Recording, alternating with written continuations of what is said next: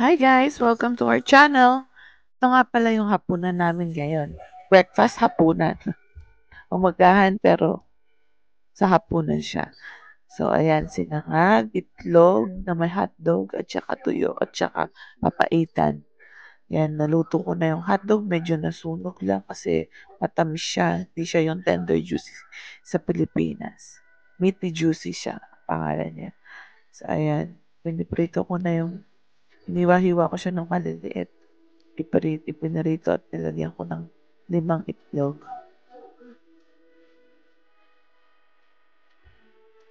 Pagkatapos, nilagyan ko ng asin at konting bechin.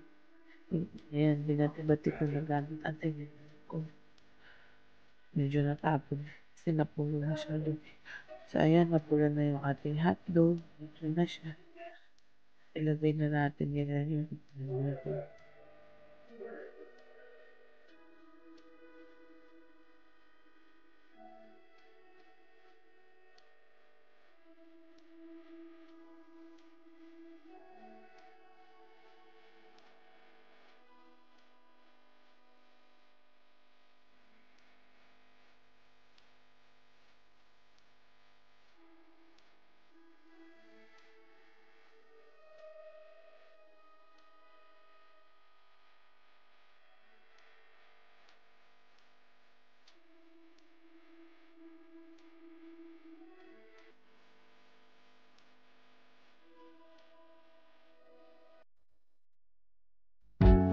ayan, medyo naluluto na yung itlog natin.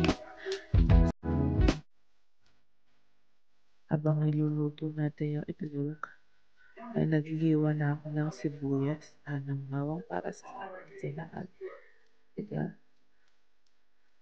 Minsan kasi hindi mo na alam kung anong iluluto natin. Lalo na pagpagod sa trabaho, hindi mo na alam kung anong iluluto. So, masarap naman to kahit na hapunan natin kainin. Yan, medyo pinapupula ko yung itlog. Mas masarap kasi kapag medyo mapula. Tapos yung itlog. Mas gusto naman na lutong luto. So, ayan, luto. Ayan, itlog at hotdog. So, ayan, ipiprito na natin ngayon muna yung ating tuyo na espada na maliliit. Sarap yan, lalo na pag malutong na malutong. So, ayan na nga. Magiging mapula na yung ating tuyo. Patayin lang natin ang pagkakaluto para mas masarap at mas malasa. Napakasarap ng tuyo na yun. Bigay lang ang aming kaibigan.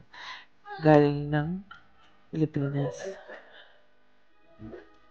O, diba? Nakakatakam itsura pa lang, lalo na pag naamoy mo. O, ayan, so luto na siya. Kumain na natin. Bawasan lang natin ng mantika. At ayan, ilalagay ko na nga yung bawang. Saglit lang, luto na yan. Nilagdagan ko ng konting mantika, medyo nabawasan. So, lagyan natin ng 4 na itlog. Parang ginawa ko pa kanina. Yung itlog para sa sinangag. Dalawa pa nga lang yung bala kong ilagay. Kaya lang, sa pambaon din bukas. So, dinagdagan ko pa ng 2. O, 3 pa ata yung naidagdag ko dyan. Lutuin lang natin mabuti ang itlog. Nilagyan ko ng konting asin at saka betchin.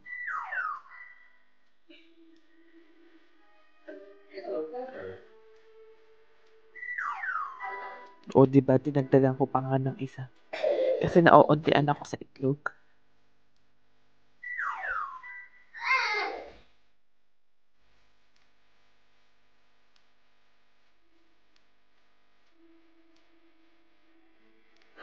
So, ayan, hintayin lang natin maluto yung ating itlog at ilagay na natin maya-maya yung ating frozen na vegetable para healthy naman with vegetable ang ating sinahag.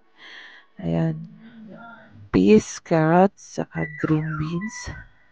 At may isa pang klaseng beans yan. So, ayan, hintayin lang natin maluto yung ating gulay. At ilalagay na natin ang ating sinangag. ating kanin. Sinama ko yung lamig at tsaka yung bagong saing ng kanin. Ayan, sumandok na ako sa rice cooker. Ayan, halu-haluin lang natin mabuti hanggang mamix ang ating gulay. Haluin lang natin.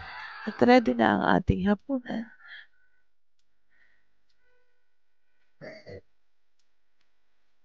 Tapos, lagyan lang natin ng pampalasa konting asin. At maya-maya, lalagyan ko na siya ng toyo para pumula-pula siya. Ang kulay niya. O, diba? Ang sarap na yan. Tara, kain tayo. So, ayun lang guys. Salamat sa panonood. Huwag kalimutang mag-like at subscribe. Thank you. Bye!